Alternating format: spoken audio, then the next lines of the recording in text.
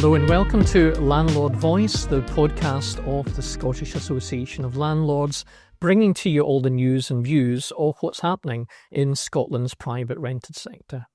My name's John Blackwood. I'm the Chief Executive of the Scottish Association of Landlords, and joined with me today, as always, is Alan Grant, who's our PR consultant and co-host here on Landlord Voice. So welcome again, Alan. Thanks, John. Good to be back with you. So, Alan, we've got a lot in store to talk about today and a little bit of news as well to share too, but where are we going to start? Well, John, you're quite right. We've got a full show today. We'll be talking about how SAL works with our friends in the press to make the case for the private rented sector in Scotland. We'll be chatting with Elspeth from the Landlord Accreditation Scotland. That's about the importance of training for landlords. But before we do, we have a big bit of news that we need to discuss. Yeah, we do indeed. So tell all, Alan. Well, we were recently told by the new Cabinet Secretary for Housing, Mary McCallan, that she is considering, as part of the housing bill that's going through Holyrood at the moment, SAL proposals for exemptions for rent increase controls for properties that have either had significant work done to them or have had the rent held sort of below the sort of market level. So this is big news for SAL because it's something that we've been campaigning on sort of significantly. This has been a result of our lobbying efforts, and it's very much SAL working for landlords. Now, John, your reaction to this news, you must be happy. Yeah, and seldom do we have good news to share, and I think this is something that, at least for a wee while, we're going to be enjoying being in this space at the moment. As you say, it's something we've been campaigning for some time now. So really for 18 months, we've been working very closely with, obviously, government ministers, civil servants and other MSPs in the Scottish Parliament, talking about the Housing Scotland bill, and obviously we're lobbying for the best deal for private landlords. That's what our job is. And of course, as the Scottish Association of Landlords, we're the voice of the private rented sector in Scotland. So it's important that we can, to the best of our ability, get legislation through Parliament that's as balanced as possible. And I think this is an encouraging step. There's still a lot of work to be done, but I think it's encouraging that we've got the new Cabinet Secretary that's only been with us for a couple of months now, really listening to our concerns, taking it on board and following through on that, not just listening, but saying, okay, I'm seriously giving consideration to this. That's a major step for us, and we're quite excited about that. So, yeah, I think you're absolutely right. And this is the point of departure, I think, is very much Mary McCallan having her stamp put on the role, her elevated new role from Housing Minister to Cabinet Secretary for Housing. So she now sits around that cabinet table. So is it fair to say that this is a sign, anyway, that Mary McCallan is serious about listening to landlords in Scotland and sort of putting those previously quite warm words into warm actions? Yeah, and I think we're starting to see that, Alan. I think that's the bottom line. I've had a few meetings with the Minister as part of stakeholder groups, and one as a one-to-one session with the Minister. And in all of those sessions, she's been incredibly positive about the role private landlords and letting agents play in meeting Scotland's housing needs. And we are in a housing emergency here in Scotland that needs to be addressed, and it needs to be recognised by our politicians that landlords have an important part to play in helping in some way to solve that housing crisis. And the more landlords that leave the sector, we're going to see a reduction in the supply of housing. And of course, that's not good news for renters in the longer term. So governments need to tackle that. So in every occasion, the Minister, the Cabinet Secretary has been very clear to say to us, listen, we want to work with you, but we need to have a balanced approach here because the government is committed to rent control. They believe that's the right thing for the people of Scotland, and they have promised that to renters, and that is something they are going to deliver on. And we know that, so that's the reality, but we need to make sure it's as proportionate and as balanced as it possibly can be. And I think this is a sign of that starting to happen. You'll remember, of course, in our very first podcast where we're highlighting the conversation I had with the then Housing Minister, Paul McLennan, back at our Scottish Letting Day conference in November last year. And during that conversation, he said, we as government need to reset the relationship with private landlords and letting agents. That was a key message he wanted to get across. And I think we're now starting to see the actions of that rather than just, as you say, the nice words. So he's gone now. We've got a new cabinet secretary taking his place.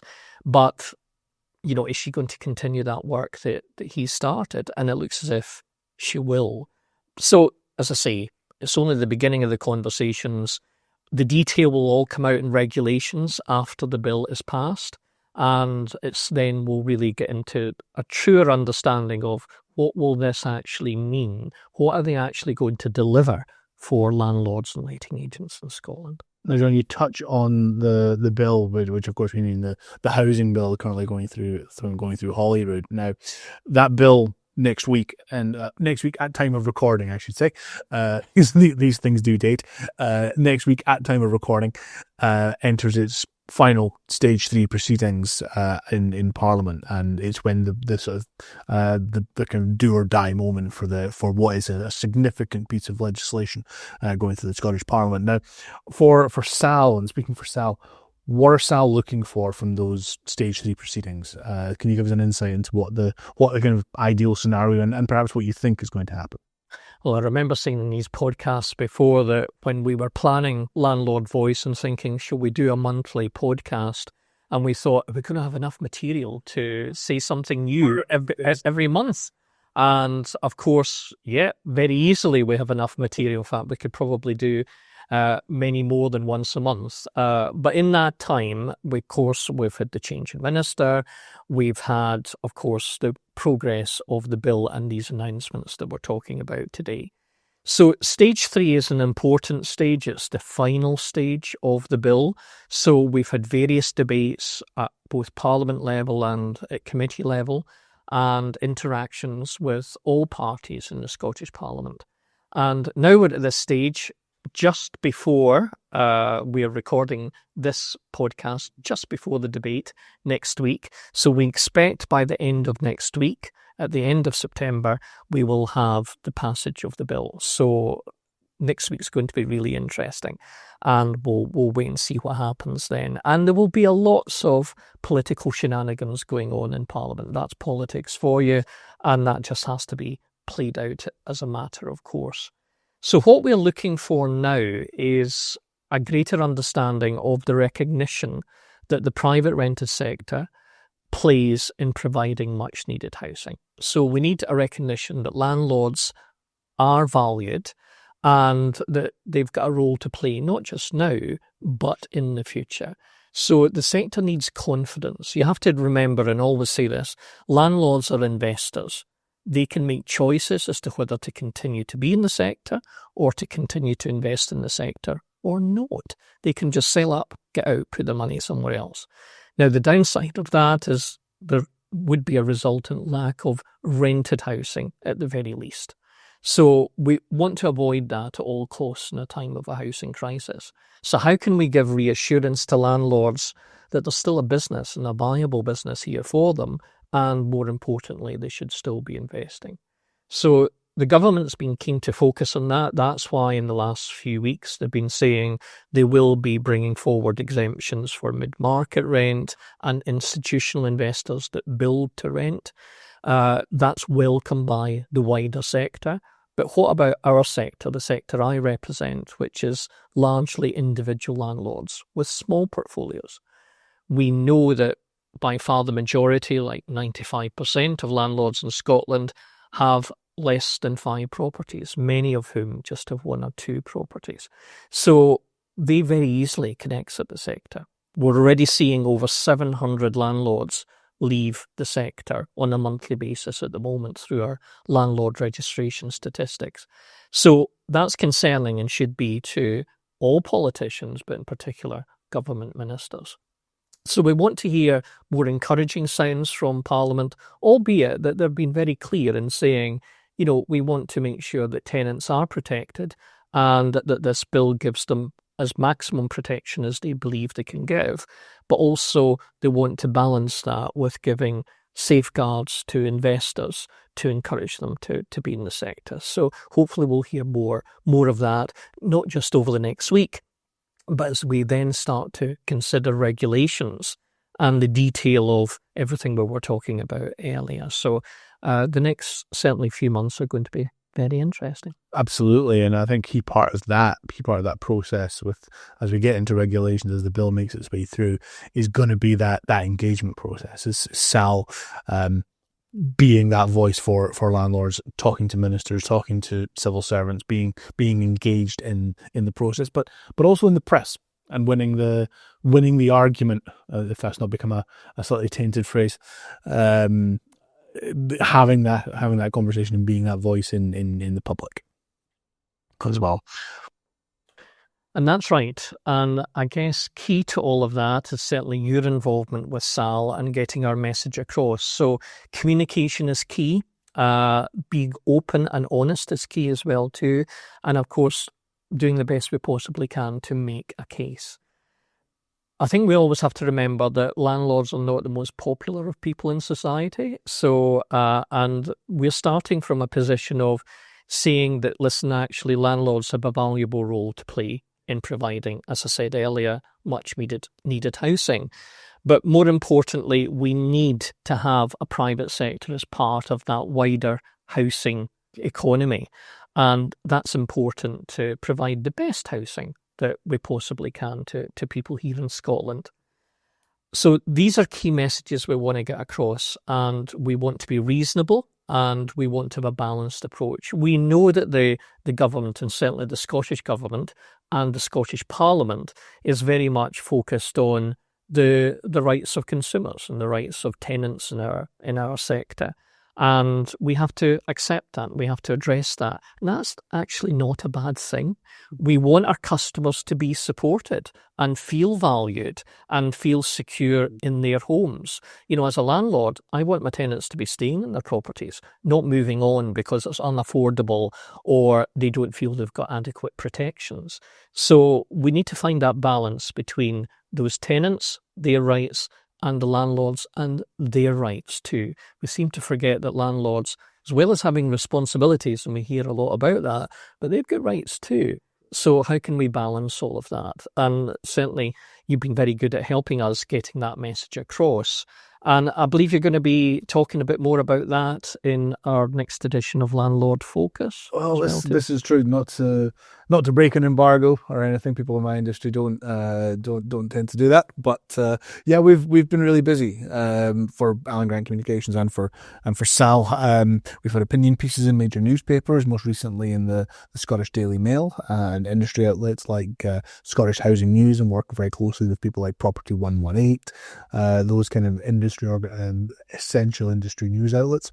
Kind of on top of that, happy to say that John is regularly approached for comment on major housing stories. We just had a request for an urgent comment come in this morning. I won't say the name of the outlet, but yeah, that came in as we were driving through here for that. So the broadcast media, the print media, the digital media, they know that Sal is here, and that we're positioned to make comments on major housing stories and feed into that. And that's a great position to be in when you become the sort of the voice for a particular topic. You become a journalist to go to, because they know you can rely on you. They know they can rely on you.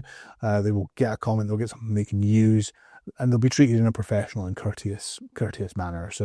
So yeah, I won't give too much away right now about how we engage, because I want you guys to go and read the article, to be honest, and that comes out in the next issue of the magazine. But so yeah, there's a lot in it. Okay, well, we'll look forward to reading that in due course. There'll be lots of people listening and watching this podcast thinking, obviously Sal's role is about getting the message of landlords, being that voice of landlords over to those who matter, which are essentially the politicians in the Scottish Parliament and the media, of course, because we want to get a positive message out there about the role we play and how important it is that landlords, as I say, are valued and feel an important part of that housing mix in Scotland. In addition to that, though, some people who are listening might be running their own businesses, whether they're in the private rented sector or other sectors. And I think communication is key for them as well, too. So, what tips would you give them? Would you give us all, basically, about how can we best get a positive message across to the media? Certainly. You've asked a very big question, John. There's several facets that go into good, effective media communications. Just to kind of do you have a broad overview? You need good, clear, concise communication. You need to remember journalists are really busy people. They are facing a lot. There's a lot of media outlets are downsizing. More and more pressure is being put on to fewer and fewer journalists. They don't have a tremendous amount of time to sit and read screeds and screeds of stuff that comes through to them. So be clear, be concise, and know your story. This may sound really obvious, but you'd be surprised at how many press releases that I see that don't do this, but you need to actually have something to say. There needs to be a point to what you're saying rather than just, hi, this is us, aren't we smashing? That doesn't work, and it actually has a counter sort of a negative effect. It puts people off wanting to contact you if you deluge them with fluff, as it were. So you need to have an argument or a point or a case that you're putting forward, and Sal does that 100% of the time.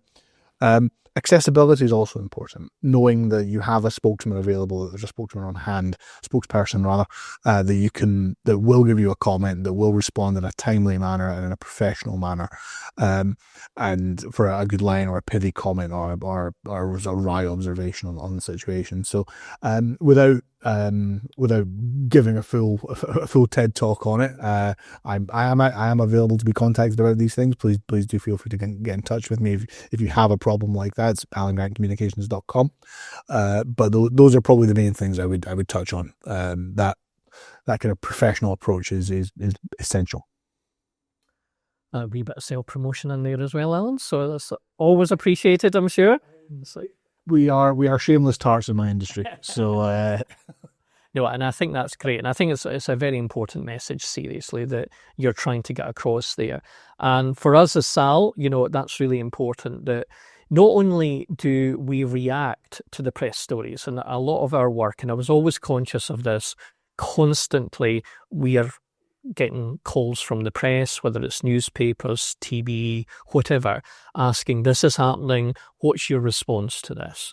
And I've been very keen to try and drive that narrative and saying, actually, okay, we have to respond, and we will respond to all of these requests that we get. But I want to get our message out there. I want to be the one that's driving the narrative, getting the stories in the press that we want to be talking about, not just reacting to. And I think that's happening, and that's due to your hard work as well. Thank you very much. I think the key thing for me is, in an age of mass news and in an age where there's so much of it going on, is being strategic, is knowing what outlets you want to be in, who your friends in the press are, who's likely to be sympathetic, and there's an interesting phenomenon that sort of goes on where people used to like really sort of soundbitey, snappy kind of news. It was a very sort of 24-hour news cycle where you'd want just like a tweet length kind of thing. But what we're seeing is a move away from that and towards like opinion back, almost traditional opinion pieces that people are either reading in print or increasingly online. But I think there's an appetite for what you might call slow news, as it were, where people have enough time and there's enough words in an article to sort of digest an argument and get away from the sort of rapid fire style of things. And I think that's where we've had a fair bit of success in getting those longer pieces placed to give people something to chew on, basically. Which I think that works really quite well. That's good.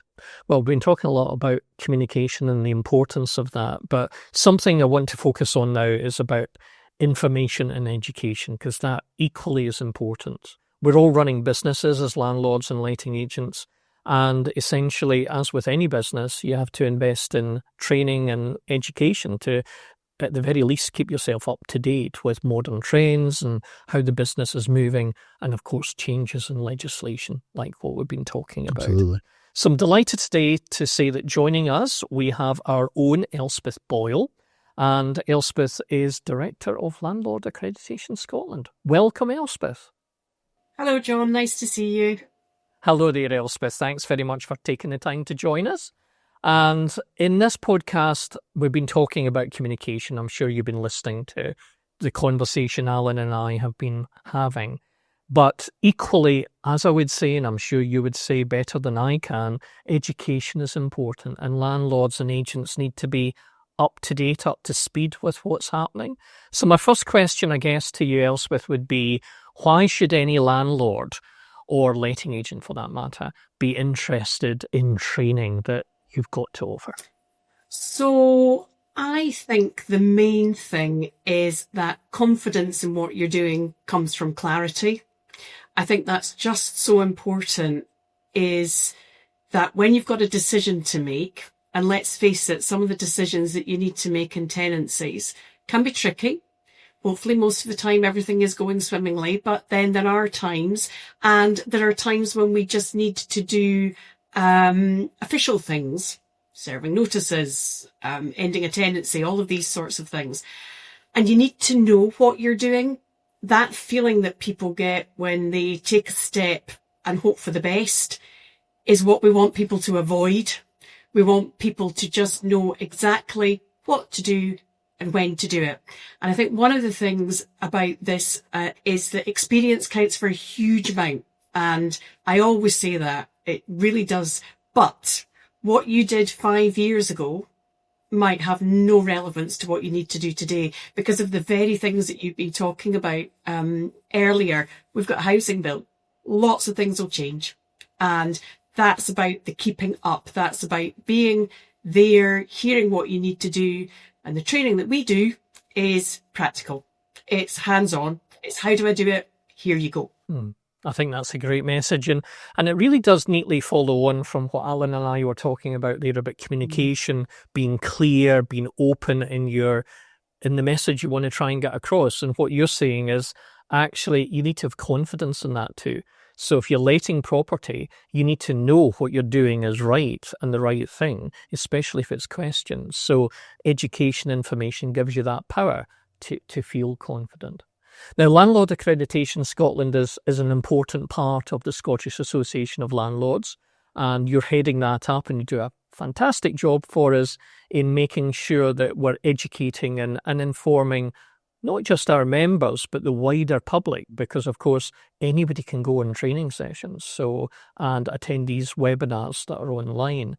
So tell us a little bit, before we go any further, Landlord Accreditation Scotland. How many people are you training a year? And how long have you been doing this, Elspeth? So I have been with Landlord Accreditation Scotland since day one. Firmly believed in everything that LAS was set up to do, and I've been delighted to have been part of that journey for these 15 years. And we have developed hugely over that period of time. Last year, we trained nearly 3,500 people within the industry.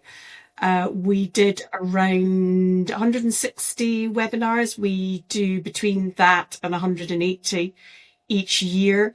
And that's a mixture of landlords. It's a mixture of letting agents and others within the industry. So people from local authorities, people from housing associations, anybody who needs to dip their toe into the private rented sector, how it works and what they need to know, can come along to the sessions that we do. But we're also the largest accreditation scheme of landlords outside London, in actual fact, in the country. And that's been our purpose for 15 years, is to make sure that those who are operating to this highest standard within the industry, taking on the training, keeping up with the information, that they have accredited status. And with that accredited status comes the most cost-effective access to the training and development that we can do. So I'm always going to be LAS's biggest advocate. I know that. But where we sit in the industry is actually very, very important, because the information that is going out from LAS is is kept there, kept up to date, and kept closely linked to what's happening with the industry through our work with Sam. We work side by side. And so we always have the information that you've been talking about earlier about the housing bill that will come directly to us, and we can update our training. So you know that what you're getting is the information about being a landlord or letting agent in Scotland, and it's the best information that you can get.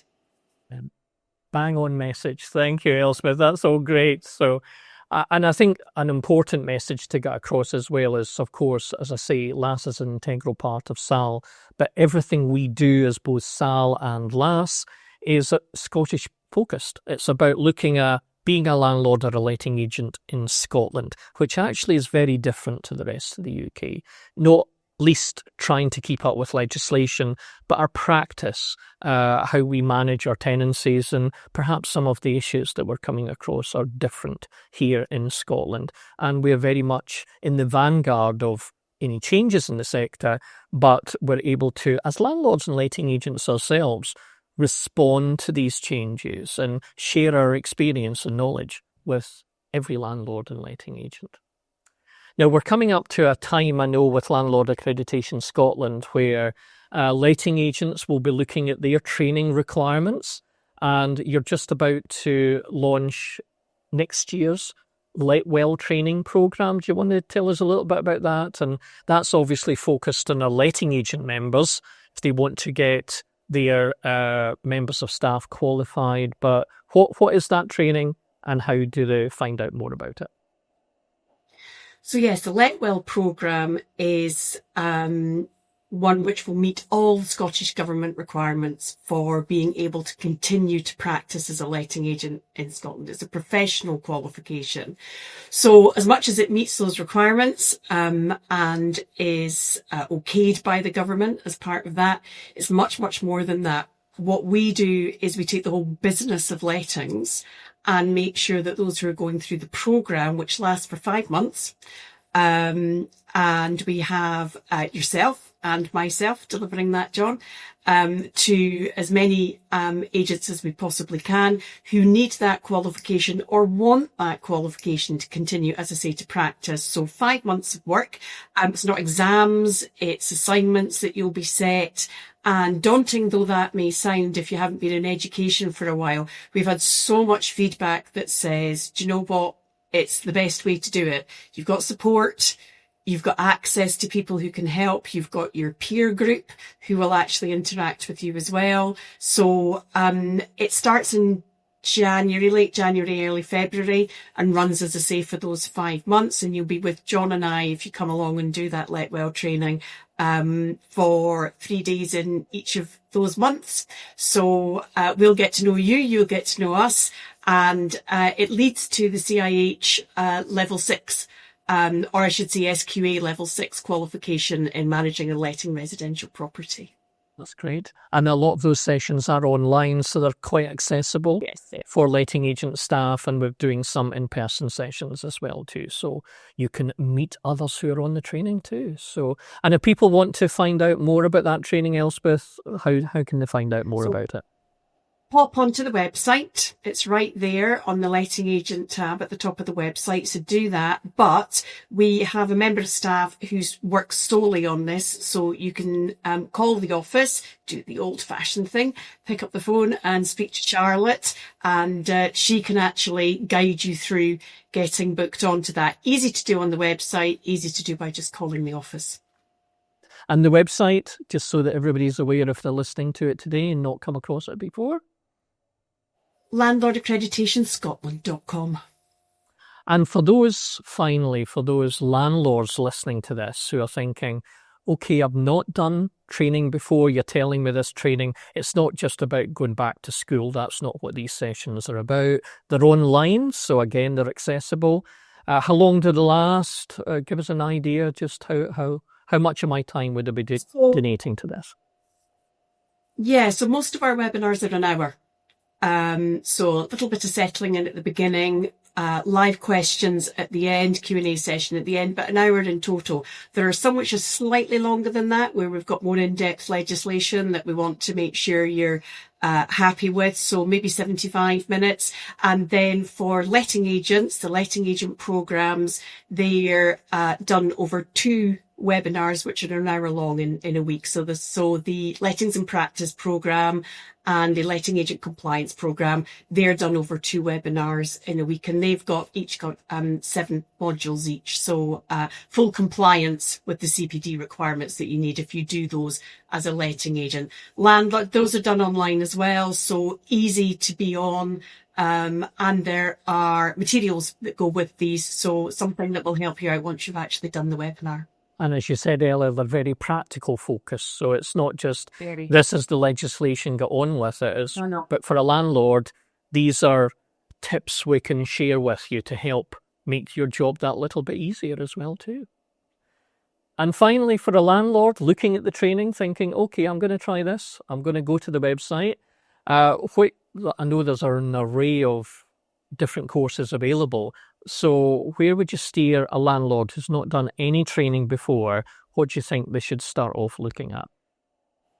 So there are 2 that I would say that are happening relatively soon that I think would be great to go along to, because they are the practical, very, very practical sessions. So the first one is Understanding Landlord Repairs and Maintenance, which does repairing standards, start to finish, everything you need to know. And let's face it, when you're managing a property, something's always going to come up. That's a big piece of legislation, complicated. So we break that down, make it easy to understand and practical to apply.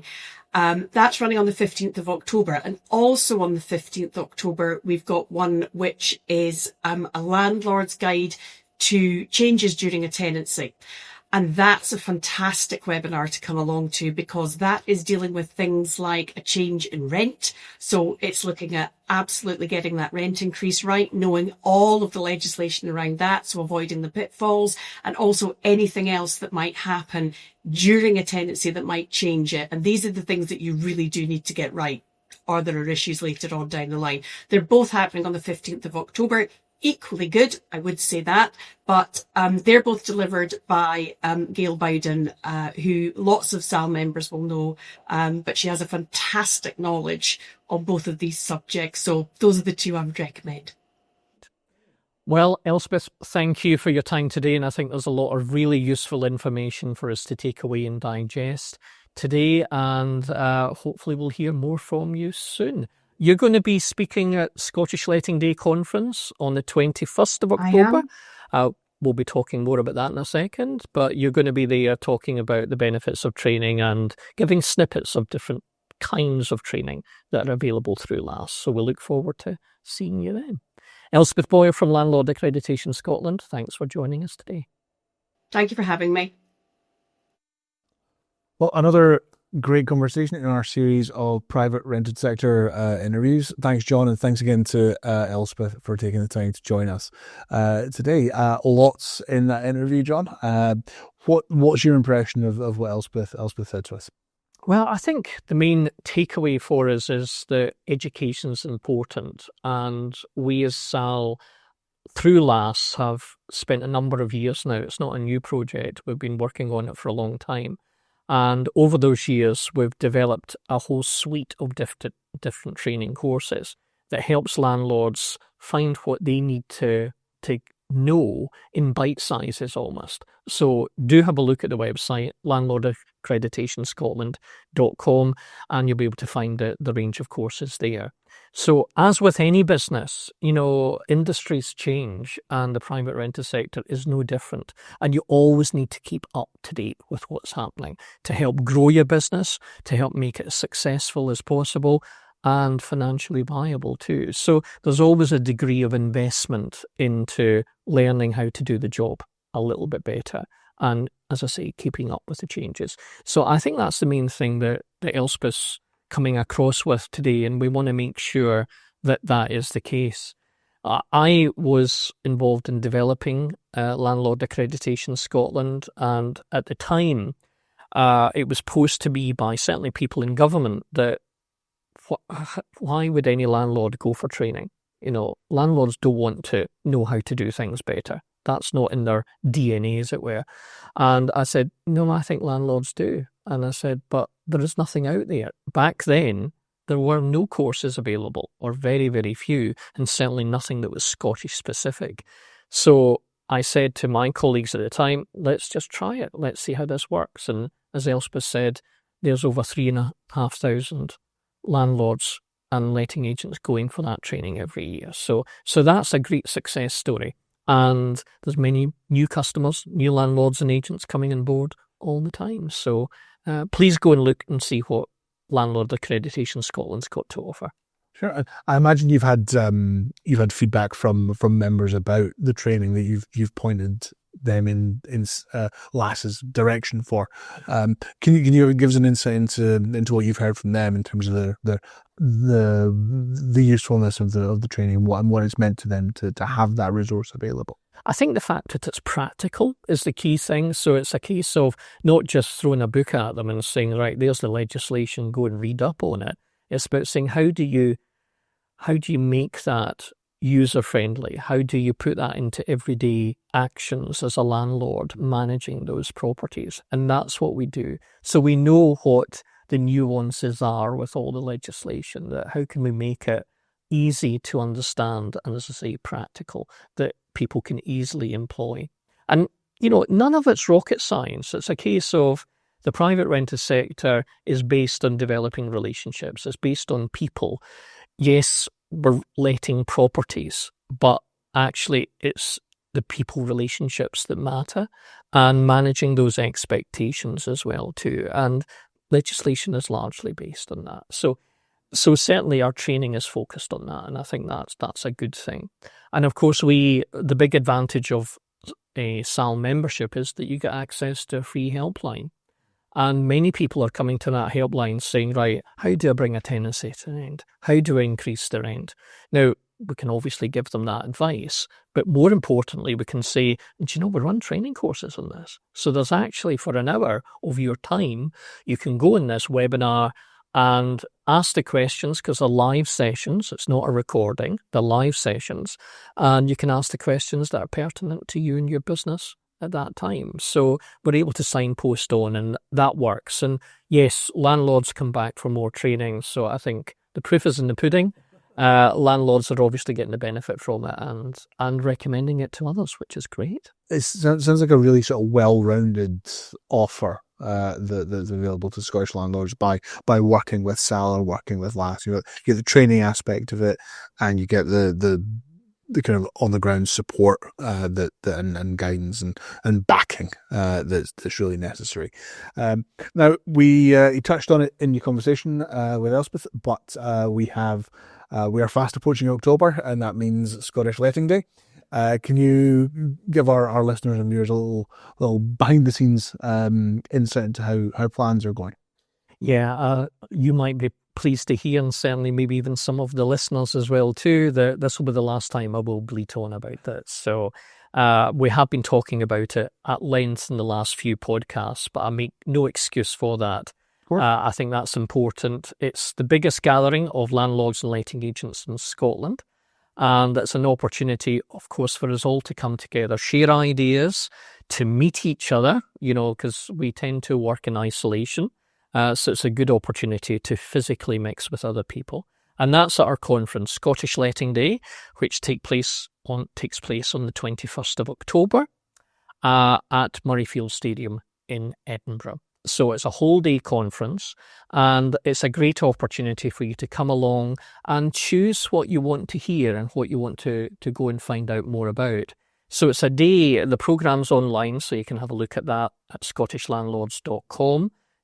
It will pop up on your screen as to how you can book a ticket, and you can click on there and it'll show you the programme as well too. So far we've got an array of speakers who are coming along on different subjects to do with private renting, and you can choose what sessions you want to go and see. You can choose in the day. You don't need to pre-book for those sessions.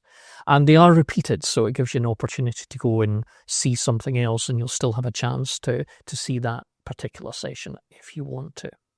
We also have a big exhibition area as well too. It's the largest exhibition for landlords and letting agents in the sense of tradespeople who will be there, different services for landlords, and that's a great opportunity for you to find out more about different organisations and companies that are there to help you get the best out of your lettings business and make it run as smoothly and as profitably as you possibly can.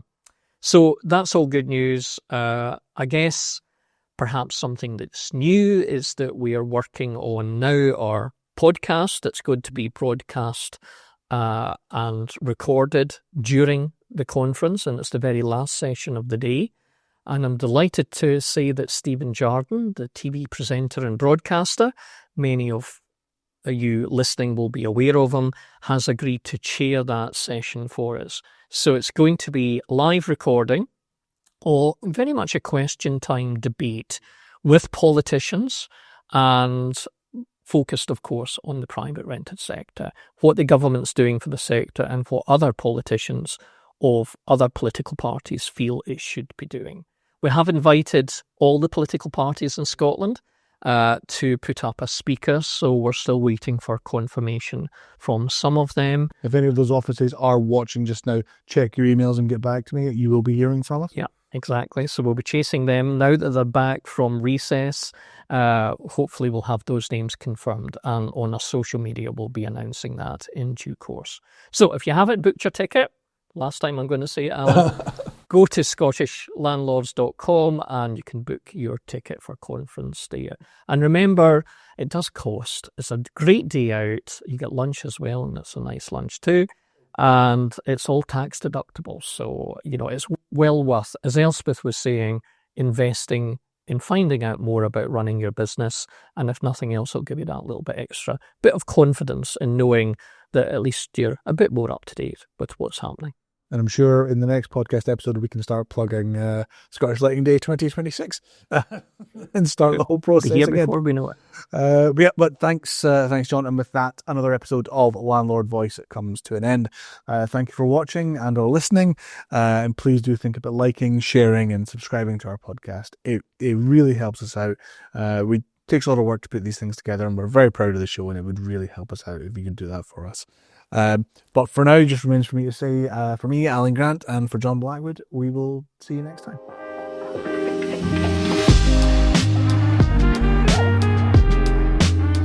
Landlord Voice is a podcast by the Scottish Association of Landlords, produced in partnership with Alan Grant Communications and Mallard Productions.